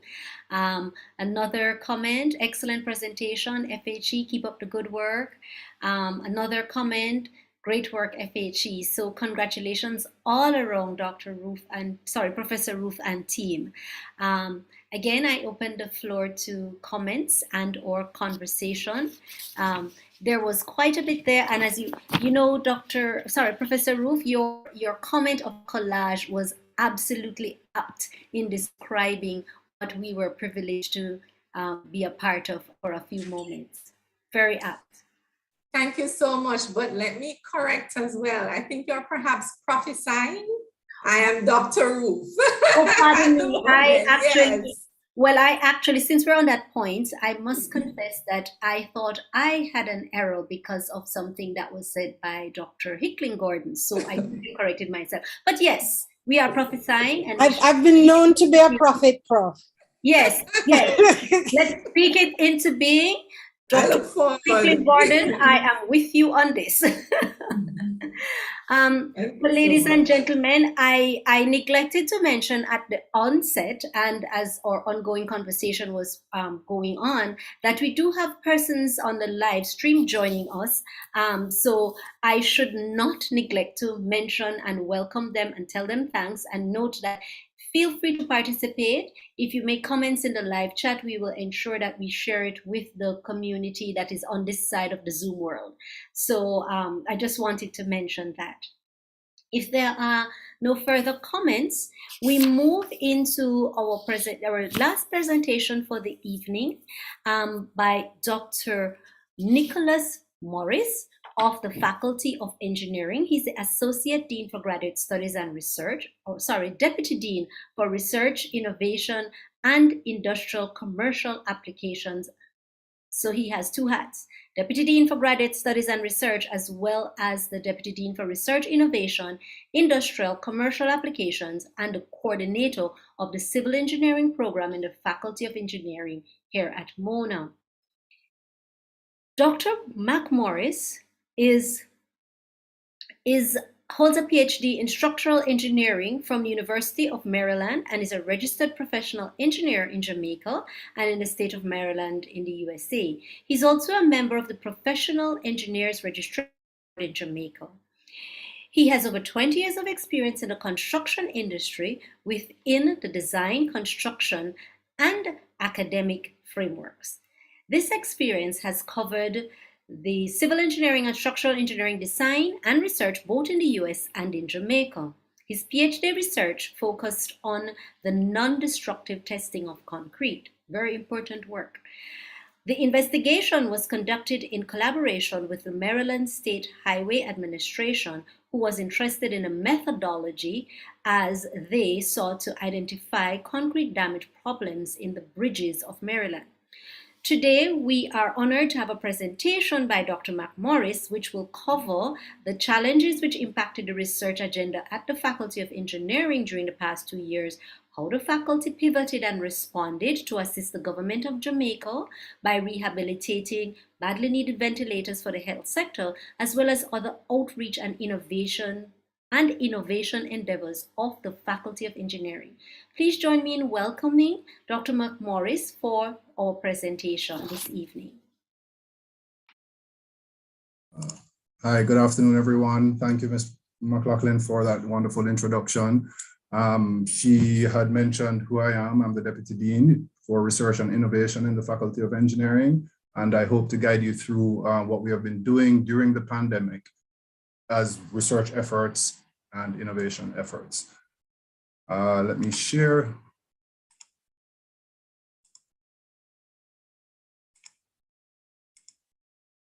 All right, the Faculty of Engineering is the youngest and newest of the faculties here at the university. And so let me just briefly tell you what we're about in a nutshell. And we have 4 subdisciplines: electronics engineering, civil engineering, electrical power engineering, and biomedical engineering, which is our newest. We were born out of the Faculty of Science and Technology, and our first program was the electronics engineering program. That is now ABET accredited, which is a significant achievement internationally. The other 3 programs are undergoing ABET appraisal for accreditation, and we hope that those will be ready by 2023. Let me start with some of the challenges before we get in. Obviously, engineering is a very hands-on discipline, very practical. All our students have lab components to their research and to their work. And so the pandemic prevented us from accessing the labs in the normal way that we would have, and that definitely scuppered our research efforts. We had to adjust schedules, and one of our major losses from our electronics engineering program was that annually, and in the 2 years prior to the pandemic, the electronics program had sent a robotics team to the robotics competition in the Southeast region of the USA, and placed in the top 3 on both occasions. Obviously, due to the pandemic, we were not able to send our robotics team, nor were we able to really gather to prepare the robotics, the robots that would have been required for that competition. So we lost out on that. But there are other things that we were able to do that would have continued our research. So in a nutshell, we decided, because we're such a practical discipline, to really help out. That was our first inkling to help out with the situation in the pandemic. So the first thing we did was a lot of our engineers, some of our graduate students decided to go on a venture to rehabilitate a lot of the ventilators. And that gained a bit of notoriety. It was mentioned in the newspaper. Dr. Paul Aiken was a significant part of that. And we were able to assist the hospital and other people with the rehabilitation of the ventilator, because that obviously was very critical.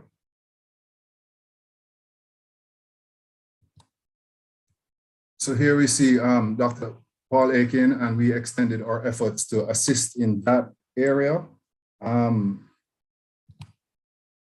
Additionally, Dr. Lyndon Faulkner, who is the head of our electronics program, developed or ready to go, you just need some funding, an automated contactless temperature sensor that is very applicable to our needs right now. And that required significant research and the use of some aspects of our lab to actually construct the device in its pilot phase and in its first set of products phase.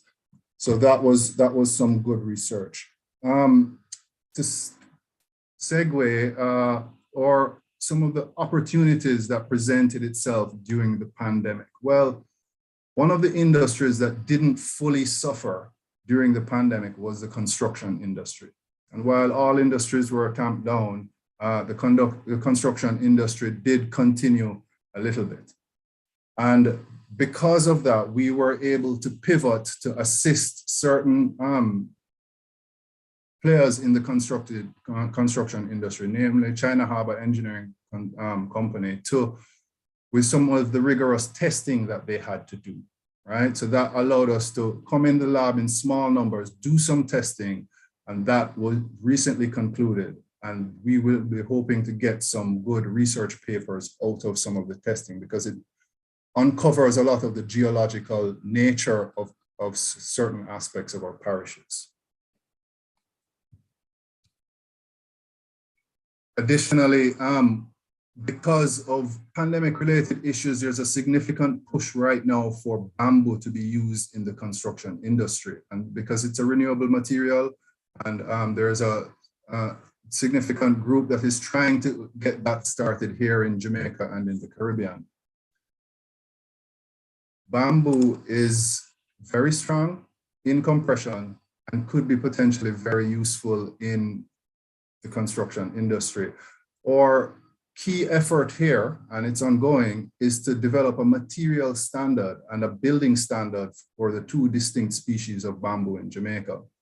Testing has already begun, and we hope to have good work coming out of that as well. Sorry. Right, again, you know, in providing assistance to the medical fraternity, we were able to rehabilitate several wheelchairs, right? Several automatic wheelchairs, and that was able to utilize some of the skills of our students, especially our robotic students who had their hands tied at the moment. So one of our key areas of research was in collaboration with the estate management and the Faculty of Science and Technology, who have a global environmental fund grant and have a project entitled Supporting Sustainable Transportation to the Shift to Electric Mobility in Jamaica. As part of the preliminary work done on this project, Dr. Thomas and a group of civil engineering students in academic year 21-22 conducted research to determine if the use of e-vehicles in Jamaica is feasible on a large scale. An aspect of the research won a student award competition at the International Energy and Sustainability Conference in 2021 for the presentation entitled Strategies for a National Campaign on E-Mobility. Additionally, we were able to conduct a seismic vulnerability study, right, in collaboration with Dr. David Smith from the Institute of Sustainable Development. And this identified a general approach to the study, which includes a tri-hybrid model, right, approach that assesses building characteristics and produces a comparison and an open quick approach to validate the tri-hybrid model. We were able to then, as you can see here, identify which buildings had some seismic vulnerability to them. And some of them, because of the age of their construction or because of the style of their construction, were accorded different tiers with this legend, with the legend that you can see there. So we found a couple buildings that might have been susceptible, and we are looking to get that into a paper quite soon. Our dean, Dr. Adrian Lawrence, conducted research and supervised a group of students as part of his special investigative project. And there were two aspects to that. There was an evaluation of the possibility of utilizing recycled asphalt pavements in the construction of asphalt pavements in Jamaica.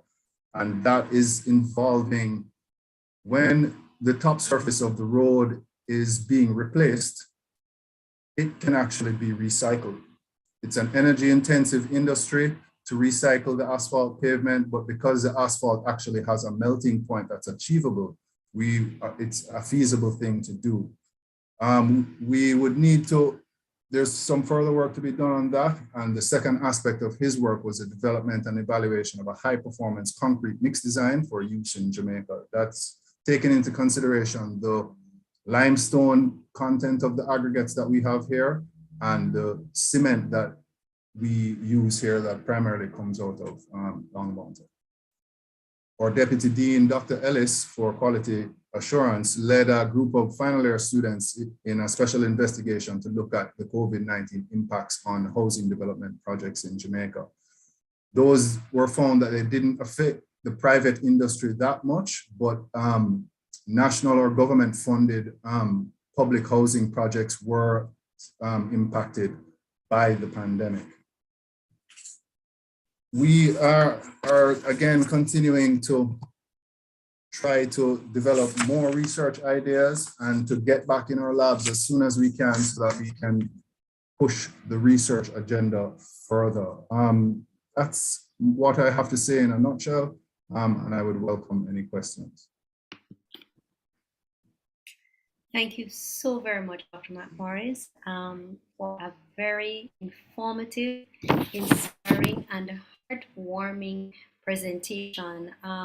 The breadth of the research, impact, and contribution of the newest of the faculties cannot be understated. I beamed with pride when I heard all the various initiatives and contributions that came out of your faculty, the ventilators, the contactless temperature sensor, the renewable bamboo work, the rehabilitation of the wheelchairs, and it like the activities were answering the pertinent questions at the time in real time, and very impressive. All our researchers are answering relevant questions, but my response to the engineering's contribution is because it in many instances is tangible, and as human beings we tend to see things that are tangible in an impactful way, but we remain grateful for all the work that was highlighted by your colleagues,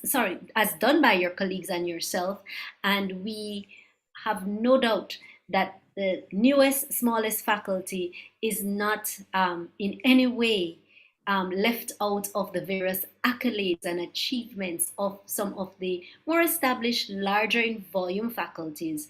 And we offer congratulations on your work.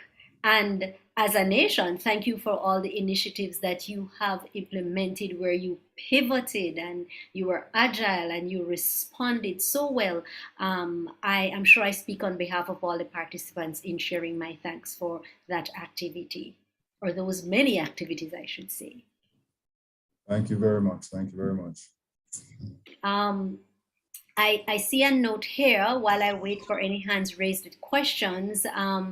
There's a comment here. Thank you to all the presenters. Great work being done in all faculties, very interesting and informative. We hope that fellow researchers will be encouraged to forge ahead with their work, indeed, and opportunities for additional collaborative work will become a reality through this webinar. And there's another comment here, congratulations FHE, which mirrors my pride in your activity and my congratulations. I don't know if we have any further comments that persons would like to share on the mic with our presenter, Dr. McMorris, or any of the other presenters who preceded him. Well, we have had what I believe was an exceptionally interesting, inspiring, and enlightening afternoon. And at this point in the proceedings, it is my responsibility to do something that is called the vote of thanks. But here's another comment I would like to share. Excellent work done by each of the faculties. We need more opportunities across the faculty sharing. Well done. Thank you for your comments. We are so grateful for the support of our participants. So as I said, this formal activity called the Vote of Thanks, I will confess to you, I have been doing as we go along in small parts because I couldn't contain my gratitude until the end. So the substantive part of my thank you goes to our presenters, but we also would like to thank pardon me, there is a question. Is there a plan to document this? Yes. To answer the question, we do have the permission of the presenters so far to use these recordings and have them available for persons to view or review as needed. And so that information would be shared through our usual communication mechanism, probably more when they're up to be viewed. As it comes to a physical document, we did not have plans to have a document coming out of this, but all things are possible to answer that question. Right, so back to my thank you. Right, so as I said, thank you for the presenters and for the tremendous knowledge shared with us. It was inspiring, in fact, sometimes very awe-inspiring as to the amount of work the activities and the relevance of the activities that occurred across the faculties that presented between days 1 and 2 of this webinar, which, as you can see, is just the tip of the iceberg for all the activity that is going on here on the Mona campus. It is our desire as Mori not only to support our researchers where we can, as we play our part in the ecosystem of supporting our research activity and the research community, but also to allow researchers to communicate, to inspire each other, which I believe was admirably done over the past 2 sessions, last week and this week's activities. I would like to thank the participants also. Actively participate. We know there are quite a few challenges and demands on time. So we're grateful for the persons who joined us on Zoom as well as via live streaming. We're grateful for the persons who will participate even after these sessions are completed by looking at the various presentations, maybe communicating, reaching out to a colleague, forming collaborations that may have been inspired by some of the information shared today. We would like to thank MITS for their unwavering support and a high quality guidance as it comes to matters of this nature, both days. To call a few persons in particular, Mr. Ishmael Preston, Ms. Shauna Spence, and Mr. Preston's team. I believe there's a Miss McRae, and if I'm leaving out anybody, I think there's a Miss Hudson. Please forgive me, we are no less grateful for you if we didn't name you. We would like to thank our keynote speakers. On day 1, we had principal sharing a recorded message, and today we had our very own director, Professor Eldemeyer Scherer, so we are grateful for that. And of course, I would like to thank every member of the Mori team who worked behind the scenes, who are working now, for their consistent support. How should I say it? Pivoting and working with all the challenges that may come about in our daily activities to serve you, and in particular for putting on this webinar. And again, I would like to thank you for your participation and presence. That's it for me. If there are no further comments, we do have a few minutes. So if there's anybody who would like to share a comment, I would be grateful if you would do so now.